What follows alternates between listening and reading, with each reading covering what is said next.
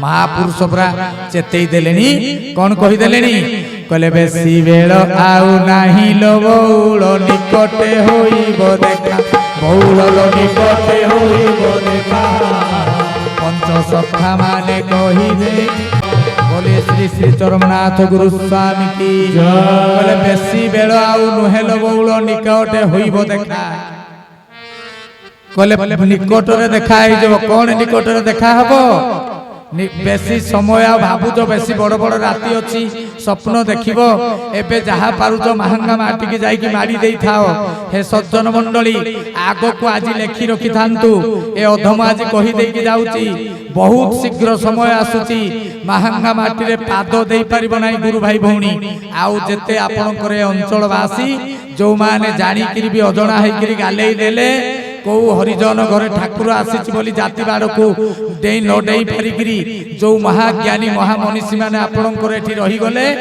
जो जातिर बाड़ को डेई पारिले नाही समस्त को हाथ जोड़ी विनम्रतार सहित एवं अहंकार सहित भी पदे कही दउची मन रखि दांतु बहुत शीघ्र प्रभुंकर अव्यक्तर व्यक्त लीला हेबा को जाउची महांगा माटी रे कोटी कोटी लोक प्रभु मोर कहिथिले जने भक्तन को ठाकुर जलखिया दुकान सुभाष भाई पचारि थिले कहले प्रभु तुमे जदि ठाकुर तबे महांगा बगार साहिर ठाकुर ना कटक जिल्लार ठाकुर ना ओडिशार ठाकुर ना पृथ्वी सारार ठाकुर कहले कौन हैला कि कहले विदेशी माने कहि आसु नाहंती आपनक पाखकू ठाकुर मोर कहिले कि रे कहले विदेशी माने आसीबा को चाहूचू कहले विदेशी माने आसिले तू मो पाखरे बसि पारिबु तो बुझी हेलानी कथाटा अपा माने ना बुझी पाइलो ना कहले विदेशी माने जदि आसीबे तुम पाखरे बसि पारिबु तो आज सेही प्रभु जी अव्यक्त मंडलर अधिपति जी हरि राम कृष्ण जहां सेवा पूजा करी मणिमा मणिमा डाक छाड़ुचंती सी आज 60 वर्ष काल मौन भाव रे रही गिरी आमे तांको गाधई देले किए तांको खुआई देले किए तांको घसी मोड़ी देले किए तांकर वस्त्र सफा करी देले किए आमे तांको अंग सेवा देई देले केते प्रभु सुलभ होई गले जीव मानक पई भक्त मानक पई केते खेली देले हे सज्जन मंडली आज आमे समस्ते जानी पारिले ना निजर मानवीय लीला गोपनीय करी निजे बगार साहिरे जाई मौन मुहा मौन रही जगत को ब्रह्मादि शिवगण को भ्रम सृष्टि कराई आज अद्यापि मध्य ब्रह्मा शिव इत्यादि खोजुचंती तांकर पांजी पाठ धरिकिरी जे केते बेले भगवान अवतार नेबे हे सज्जन मंडली आज भी से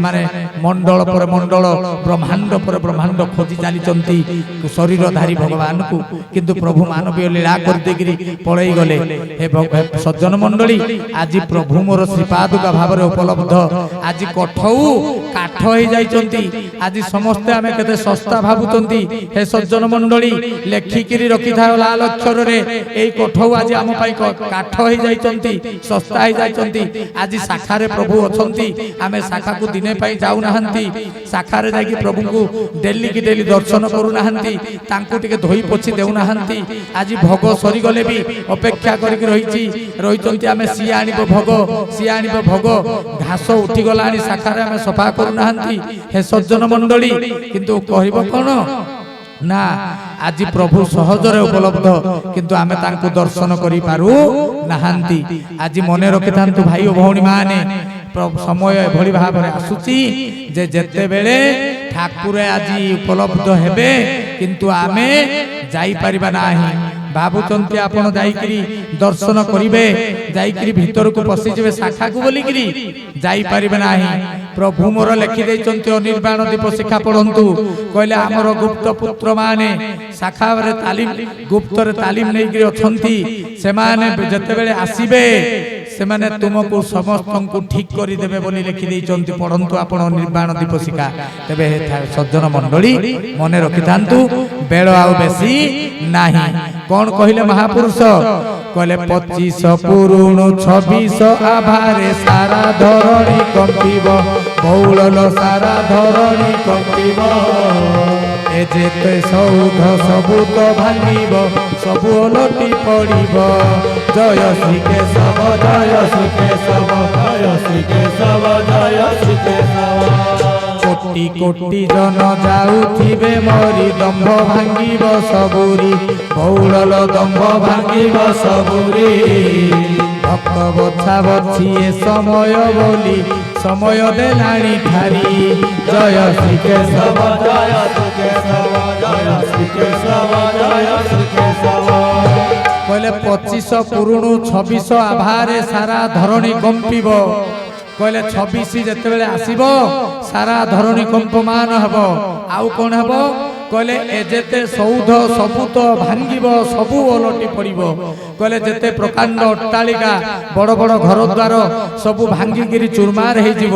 হে সজ্জন মণ্ডলী যান্তু আজি ইউক্রেন কু দেখিবে ইউক্রেন কু পচারিবে আজি কেতে বড় অট্টালিকা থিলা কেতে কোটি কোটি ঐশ্বর্যর অধিকারী বিকাশশীল দেশ থিলা আজি মা কোউঠি ছুয়া কোউঠি মা আগরে ছুয়া মৃত্যুবরণ করুচি কাହାର আখি ନାହିଁ কাହାର ମୁଣ୍ଡ ଉଡ଼ି ଯାଇଛି କାହାର ହାତ ଉଡ଼ି ଯାଇଛି ଆଜି ମା ଛୁଆକୁ ଖୋଜିକି ପାଉ ନାହିଁ ସ୍ୱାମୀ ସ୍ତ୍ରୀ ରହି ପାରିଲା ନାହିଁ ସ୍ତ୍ରୀ ସ୍ୱାମୀ ରହି ପାରିଲା ନାହିଁ ଯାଆନ୍ତୁ ଯିବେ ଇରାନ ସେଠି ଦେଖିବେ କିଭଳି ଅବସ୍ଥା ଆଜି ଅନେକ ଦେଶ ଯୁଦ୍ଧ ବୃତ୍ତିରେ ଅଛନ୍ତି ନିମିଷକ ମଧ୍ୟରେ ଖରାର ତେଜ ବୃଦ୍ଧି ପାଇବ ଆପଣମାନେ ଚର୍ମ ପୋଡ଼ିଯିବ ସେଇଥିପାଇଁ ପ୍ରଭୁ ମୋର ସିଦ୍ଧାନ୍ତ ବଚନ ଦେଇଥିଲେ ପିଆଜ ରସୁଣ ଖାଇବା ପାଇଁ ମନା କରିଥିଲେ। ହେ ସଜ୍ଜନ ମଣ୍ଡଳୀ ସେଥିପାଇଁ ପ୍ରଭୁ ଯାହା କହିଦେବେ ତାହା ସିଦ୍ଧାନ୍ତ ତାଙ୍କ ବଚନ ଓଲଟି ପଡ଼ିବ ନାହିଁ ତେଣୁକରି କହିଲେ କୋଟି କୋଟି ଜନ ଯାଉଥିବେ ମରି ଦମ୍ଭ ଭାଙ୍ଗିବ ସବୁରି ନା ଥିବ ଐଶ୍ୱର୍ଯ୍ୟ ନା ଥିବ ପ୍ରତିପତ୍ତି ନା ଥିବ ମାନ ନା ଥିବ ପ୍ରତିଷ୍ଠା ନା ଥିବ କିଛି ସେତେବେଳେ କେବଳ ସାହା ହେଇଥିବେ ମୋ ପ୍ରଭୁ ଚରମନାଥ ଗୁରୁ ସ୍ୱାମୀ ପାଦ ତଳେ ବିନମ୍ରତାର ସହିତ ନିବେଦନ କରି କହିବି ସମସ୍ତେ ମନେ ରଖିଥାନ୍ତୁ ଏ କଥାକୁ ନିତ୍ୟ ନୈମିତ୍ତିକ ଏବେ ସୁଯୋଗ ମିଳିଛି ଶାଖାକୁ ଯାଆନ୍ତୁ କାରଣ ଲେଖି ରଖନ୍ତୁ ଆଗାମୀ ସମୟରେ ଶାଖା ହିଁ କରିବ ରକ୍ଷା ଶାଖା ଦେବ ଶିକ୍ଷା ଆଉ ଶାଖା କରିବ ସୁରକ୍ଷା। ପ୍ରଭୁ ଆଉ କଣ କହିଲେ এই পদিয়ে কথা দেখি বাণীকে বিরাম দেবা আউ কোন কইলে মারিকার মহাপুরুষ অচ্যুতানন্দ কইলে তবে ভক্ত বছা বছির সময় আসিগলা বেশি সময় নুহে 25 পুরুণু 26 ঠাবরে সারা ধরণী কম্পিব এবে সমস্ত যুদ্ধ মুখাই গলেনি প্রত্যেক অস্ত্র এ সৃষ্টির আবশ্যকতা আছে বলিগিরি আপন দেখন্তু মিলিত জাতিসংঘ মধ্য কিছু কন্ট্রোল করি পারু নাই কিছু কাহারি পাখর কন্ট্রোল নাই যে দেশ যাহাকু পারিলা সে দেশ তাকু নিমিষক ভিতরে আক্রমণ করুচি আগকু এভଳି প্রকার অস্ত্র শস্ত্র সবু প্রয়োগ হেবার অছি আপন নিমিষক মধ্যে পৃথিবী ধ্বংস হইଯିବ কিন্তু হে সজ্জন মণ্ডলী প্রভু মোর আজি আসিকি কোন পাই ଦେଇଥିଲେ ଅସ୍ତ୍ରର ନାମ କେସି 001 କେସି 005 ଆଜି ଅଗ୍ନି ମିସାଇଲ ତାର ଡାଇଗ୍ରାମ ଦେଇଛନ୍ତି କିଏ ପୃଥ୍ୱୀ ମିସାଇଲର ଡାଇଗ୍ରାମ ଦେଇଛନ୍ତି କିଏ ତ୍ରିଶୂଳ ପିନାକ ଆମ ଭାରତୀୟ ମିସାଇଲ ମାନଙ୍କର ଆପଣ ପଢନ୍ତୁ ନା ଗୁଡାକ ଆପଣ ଜାଣି ପାରିବେ ତେଣୁ କିଏ ଦେଇଛନ୍ତି 108 ମିସାଇଲର ସମସ୍ତଙ୍କର ଡାଇଗ୍ରାମ ମୋ ପ୍ରଭୁ ମାଲିକ ନିଜେ ପ୍ରଭୁ ପାଦ ଶ୍ରୀ ଗୁରୁ ସ୍ୱାମୀ ଦେଇଛନ୍ତି ଆପଣଙ୍କର କୋଣ ନା ସେଠି ଏପିଜେ ଅବଦୁଲ କାଲାମ ସାଇଣ୍ଟିଷ୍ଟ ଯେତେବେଳେ ଥିଲେ ତାଙ୍କ ସହିତ ଲୀଳା ଆପଣ ଉଣା ଅଧିକେ ଶୁଣିଥିବେ ତେଣୁ ଏ ସଜ୍ଜନ ମଣ୍ଡଳୀ ଆଉ କଣ ହେବାକୁ ଯାଉଛି ଏତେ ସୁନ୍ଦର ଭାବରେ କହିଦେଲେ ଏଟା ଶେଷ କଥା ତାପରେ ବାଣୀକି ବିରାମ ଦେବା କହିଲେ 27 କେ ଦକ୍ଷିଣ ଦିଗରୁ ସାଗର ଆସିବ ମାଡ଼ି ଗୌଳ ସାଗର ଆସିବ ମାଡ଼ି ଉତ୍ତରରୁ ଗଙ୍ଗା ଉଛୁଳି ଉଠିଣ ତହି ସଙ୍ଗେ ଦେବ ଧାଡ଼ି ଜୟ ଶ୍ରୀ କେଶବ ଜୟ ଶ୍ରୀ କେଶବ ଜୟ ଶ୍ରୀ କେଶବ ଜୟ ଶ୍ରୀ କେଶବ।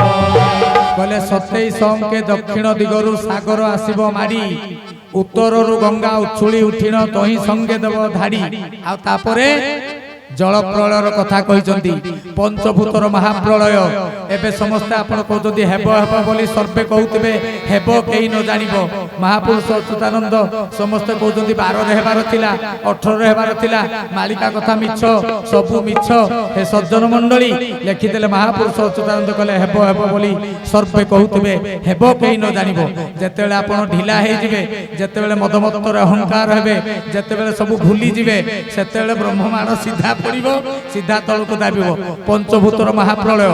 ଏବେ ଏଇ ନିକଟରେ ଏତେ ବଡ଼ ବଡ଼ ବରଫ ବର୍ଷା ହେଲା, କେତେ ଗାଡ଼ି ଆପଣଙ୍କର ସେତେବେଳେ ଆମର କେଉଁଝରରେ ଗୋଟେ ଯଜ୍ଞ ହଉଥିଲା, ସେଇ ସମୟରେ ଆମେ ସେଠି ଥିଲୁ। ସେଠି ଗୋଟେ ଗାଁର ନାଁ କ'ଣ ମୋହନା ନା କ'ଣ ଗୋଟେ ନାଁଟେ ବଢ଼ିଆ ନାଁଟେ, ସେଇ ଗାଁରେ ଏତେ ବଡ଼ ବଡ଼ କୁଆପଥର ହେଲା, ପ୍ରଶାସନ ଯାଇକିରି 2 ଦିନ ଲାଗିଲା ତାକୁ ହଟେଇବା ପାଇଁ। ବରଫର ପ୍ରହେଳିକା ସୃଷ୍ଟି ହେଲା ଜାମ୍ମୁ କାଶ୍ମୀର ଭଳିଆ। ତେଣୁ ଏ ସଜ୍ଜନ ମଣ୍ଡଳୀ ଆକାଶ କଥା କହିବ, ଆକାଶ ତତ୍ଵ ପଞ୍ଚଭୂତର ମହାପ୍ରଳୟ।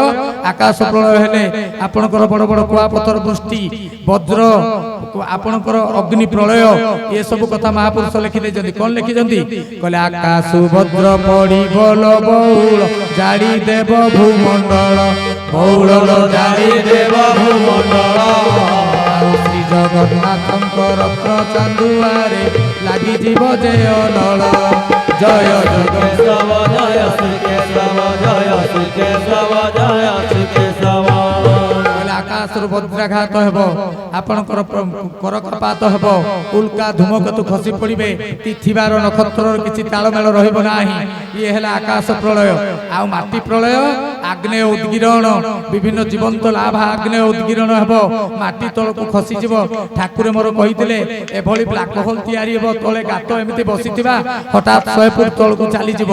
ଆଉ ମାଟି କଥା କହିବ, ଭୂମିକମ୍ପ ହେବ। କୋଉ କୋଉ ଜୋନ୍ ଭୂମିକମ୍ପରେ ଅଛି ପ୍ରଭୁ ମୋର କହିଦେଇଥିଲେ, ମୁଁ ଏଠି ମଞ୍ଚ ଉପରେ କହିବି ନାହିଁ। ତେଣୁ ଏ ସଜ୍ଜନ ମଣ୍ଡଳୀ ସେ ମାଟି କଥା କହିବ। ମାଟି କଥା କହିଲେ ଆମେ କଥା କହିବା, ଆମର ଅଛି ଶକ୍ତି। ତାପରେ ଅଗ୍ନି କଥା କହିବ, 12ଟା ସୂର୍ଯ୍ୟର ଉତ୍ତାପ ଅନୁଭୂତ ହେବ। ସେତେବେଳେ କ'ଣ ହେବ? ଚମଡ଼ା ରହିବ ତ? ଠାକୁରଙ୍କୁ ଭକ୍ତମାନେ ପଚାରିଥିଲେ, ପ୍ରଭୁ କହିଲେ ଅଗ୍ନି ପ୍ରଳୟ 3 ପ୍ରକାର ହେବ। ଗୋଟେ କହିଲେ କ'ଣ? କହିଲେ ବାବଲ ପ୍ରଳୟ, ପିନାକ ପ୍ରଳୟ, ଆଉ ଗୋଟେ ହେଲେ ଆଗ୍ନେୟକ ପ୍ରଳୟ। ପ୍ରଭୁ 3ଟା ଯାକ ପ୍ରଳୟକୁ ପଚରା ଯାଇଥିଲା, ପ୍ରଭୁଙ୍କୁ ବୁଝେଇ ଦେଲେ। କହିଲେ କ'ଣ ନା ଗୋଟେ ପ୍ରଳୟ ଅଛି, କହିଲେ ସୁନ୍ଦର ସ୍ନୋ ପାଉଡର ମାଖିକିରି, ପ୍ରସାଧନ ସାମଗ୍ରୀ ମାଖିକିରି ମୁହଁକୁ ଚକାଚକ କରୁଛ। କହିଲେ ଗୋଟେ ଏଭଳି ଉତ୍ତାପ ଆସିବ, ମୁହଁ ପୋଡ଼ିଯିବ, ହନୁମାଙ୍କଡ଼ ଭଳିଆ କଳା ହେଇକିରି ରହିବ। ଆଉ ଗର୍ବ, ରୂପର ଗର୍ବ ଥିବ ନା ଧନର ଗର୍ବ ଥିବ, ସେଭଳି ଉତ୍ତାପ ଆସିକି ଚର୍ମ ପଡ଼ିଯିବ। ଅଲ୍ଟ୍ରା ଭାয়োଲେଟରେ ଓଜୋନ ଲେୟାର ଯୋଉ O3 ଅଛି ଆମର, ତାକୁ ସିଏ ହୋଲ କରିକି ତଳକୁ ଆସିଲାଣି, ସେଇ ପ୍ରଳୟ ଆସିଯିବ। ଆଉ କ'ଣ ନା ବାବଲ ପ୍ରଳୟ। ବାବଲ ପ୍ରଳୟ ହେବ କ'ଣ ନା କଞ୍ଚା ଗଛ ସୂର୍ଯ୍ୟ ତାପରେ ଜଳିଯିବ। 12ଟା ସୂର୍ଯ୍ୟ ଉଦୟ ହେବେ। କହିଲେ କ'ଣ 12ଟା ସୂର୍ଯ୍ୟ ଉଦୟ ହେବ କି? ଗୋଟିଏ ସୂର୍ଯ୍ୟରେ 12ଟା ସୂର୍ଯ୍ୟର ଉତ୍ତାପ ଆପଣଙ୍କୁ ଦେଖାଯିବ। ସେଥିପାଇଁ ପରେ ଲେଖିଦେଲେ କେତକୀ ଫୁଲ ମାଳିକାରେ ମହାପୁରୁଷ ପଦେ କଥା କ'ଣ ଲେଖିଲେ? କହିଲେ ମାଛ ମାଂସ ଖିଆ ଦେହ ସହି ନ ପାରିବେ, ସୂର୍ଯ୍ୟଙ୍କ ଦାହ କେତକୀ ଫୁଲ ଛୁଟିବ ସବଙ୍କ ଦାହ କେତକୀ ଫୁଲ। କହିଲେ ମାଛ ମାଂସ ଖିଆ ଦେହ ସହି ନ ପାରିବେ, ସୂର୍ଯ୍ୟଙ୍କ ଦାହ କେତକୀ ଫୁଲ ଛୁଟିବ ଶବର ଦାହ। ମୁଁ ଆଉ କିଛି କହିବି ନାହିଁ, ଆମ ବର୍ଣ୍ଣନା କରିବି ନାହିଁ, ଆପଣ ବୁଝି ଯାଆନ୍ତୁ। ତେଣୁ ଏ ସଜ୍ଜନ ମଣ୍ଡଳୀ ମାଟି ପାଣି ଆକାଶ ସମସ୍ତେ କଥା କହିବେ। ସେତେବେଳେ ସର୍ବେ ହୋଇଣ ଏକ ମୁଖରେ କେଶବ ଡାକିବେ ଶ୍ରୀ କେଶବ।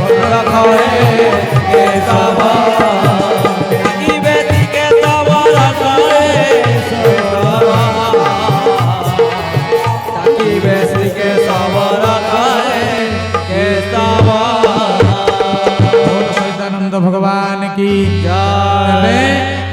আসন্তু তেবে সজ্জন মন্ডলী, এইটা হল আমার শেষ কথা। তেণু শাখাকু সমস্তে নিত্য নৈমিত্তিক যা।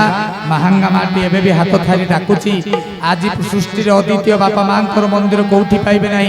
হে অঞ্চলবাসী, হে গ্রামবাসী, ଯୋଉମାନେ ମୋ ଠାକୁରଙ୍କୁ ଆପଣମାନେ ଦର୍ଶନ କରି ଯାଇନାହାନ୍ତି, ଏବେ ବି ଯାଇକିରି ମାଟି ମାଡ଼ିକି ଆସନ୍ତୁ। ମାହାଙ୍ଗା ଏବଂ ଗଙ୍ଗା ଯମୁନା ସରସ୍ୱତୀର ମିଳିତ ତତ୍ତ୍ୱ ସେଇଠି ଆପଣ ଯୋଉଠି ପ୍ରଭୁ ଆପଣଙ୍କର ଅସ୍ଥି ବିସର୍ଜନର ବିଧାନ ଦେଇଛନ୍ତି, ଯେଉଁଠି ଚରମ ଘାଟ ପ୍ରତିଷ୍ଠା କରିଛନ୍ତି, ଜରିଆ ଗୋଟିଏ ତୀର୍ଥ ବୋଲି ପ୍ରତିଷ୍ଠା କରିଛନ୍ତି।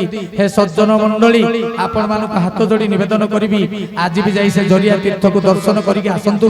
ନାମ ମଣ୍ଡପରେ ଟିକେ ନାମ କରିକି ଆସନ୍ତୁ। ମୋ ପ୍ରଭୁଙ୍କର ସମାଧି ପୀଠରେ ଯାଇକି ଟିକିଏ ମୌନ ଭାବରେ ଟିକିଏ ଧ୍ୟାନ କରିକି ଆସନ୍ତୁ। ଆପଣମାନେ ବୁଝିଯିବେ ଯେ ଅନନ୍ତ କୋଟି ସୃଷ୍ଟିର ହର୍ତ୍ତା କର୍ତ୍ତା ବିଶ୍ୱନିୟନ୍ତା এই নিকটরে আপন মানଙ୍କର ମାନବୀୟ ଲୀଳାକୁ ପରିପ୍ରକାଶ କରିକି ବିଦାୟ ନେଇଗଲେ ଆପଣ ମାନେ କେହି ଜାଣିପାରିଲେ ନାହିଁ। ତେଣୁ ଏ ସଜ୍ଜନ ମଣ୍ଡଳୀ ନିବେଦନ କରିବି ଆଜି ବି ପ୍ରଭୁଙ୍କର ଧାରା ଅମିତ ଶକ୍ତିରେ ପରିପୂର୍ଣ୍ଣ।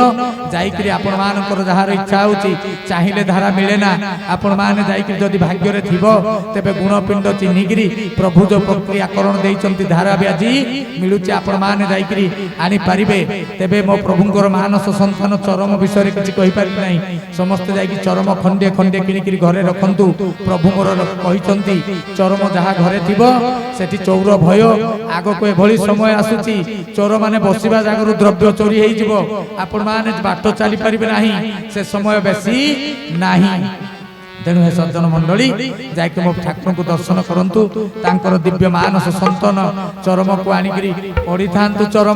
ଚରମ ରହିବେ ନାହିଁ। ଯେମିତି ଆଲୁଅ ହେଇକି ଆସିଥିଲେ ନା ଜଗତପୁରରେ, ସେମିତି ଆଲୁଅ ହେଇକି ପଳେଇବେ। ସେଥିପାଇଁ ଠାକୁର କହିଲେ ଲକ୍ଷେ ଟଙ୍କା ଦେଲେ ବି ମିଳିବେ ନାହିଁ। ଆପଣ ଭାବୁଛନ୍ତି ରଖିକିରି 10-15 ସେଟ୍ କୋଟି କୋଟି ଟଙ୍କା ବିକିବେ? ବିକି ପାରିବେନି। ଚରମ ଆସିଥିଲେ ଲାଇଟ୍ ହେଇକିରି ଯିବେ ବି ଲାଇଟ୍ ହେଇକିରି ଧରିକିରି ବାନ୍ଧିକିରି ଗଣ୍ଠିକି ପକେଇକିରି ଯେତେ ଲୋକ କରିଥିଲେ ବି ରହିବେ ନାହିଁ। ତେଣୁକି ଠାକୁର କହିଲେ ବୁଝୁ ନ ବୁଝିକିରି ପଢିଦେ ଚରମଟା। ଯଦି ପଢି ନ ପାରୁଛୁ ପୂଜା ହେଲେ କରିଦେ, କାରଣ ତୋ ଭିତରେ ଗ୍ରନ୍ଥି ହେଇକିରି କୋଷ ଜମାଟ ବାନ୍ଧିଯିବ, ସେତେବେଳେ ତୋର ଭ୍ରମ ତୁଟିଯିବ। ସେଇଥିପାଇଁ ପ୍ରଭୁ କହିଛନ୍ତି। ଆଉ କଣ ଆପଣମାନେ ବୁଝିପାରୁନାହାନ୍ତି? ତେବେ ସଜ୍ଜନ ମଣ୍ଡଳୀ ଆଜିର ବାଣୀକୁ ଏଠି ବିରାମ ଦେବା ପୂର୍ବରୁ সেই অখিল ব্রহ্মাণ্ডপতি রাস রাসেশ্বর ভগবান রাজাধিরাজ প্রভুপাদ শ্রী শ্রী গুরুস্বামীঙ্কর অভয় সিংহর বিরঞ্চি বাঞ্ছিত পদকমলরে আজির আলোচনাକୁ সমর্পণ করি আপন মানে যে জ্ঞানী গুণী পণ্ডিত বড় ভাই ভৌণী মানে অছন্তি আপন মানক নিকটরে হাত যোড়ি ক্ষমা প্রার্থনা করুছি। যদি আলোচনা সময়ে নিজর ভাষাগত ভাবগত কিছু শালীনতা হরাই বসিথায় তেবে সমস্তে নিজর স্ব স্ব ক্ষমা গুণরে বিশাল হৃদয়বত্তার সহিত ক্ষমা প্রদান করিবে বলি এই আশা মনরে পোষণ করি আজির বাণীকে এটি বিরাম দেউছি। হরিওম তৎসৎ, হরিওম তৎসৎ, হরিওম তৎসৎ। সমস্তଙ୍କୁ সপ্রেম সশ্রদ্ধ গুরুস্বামী প্রণাম।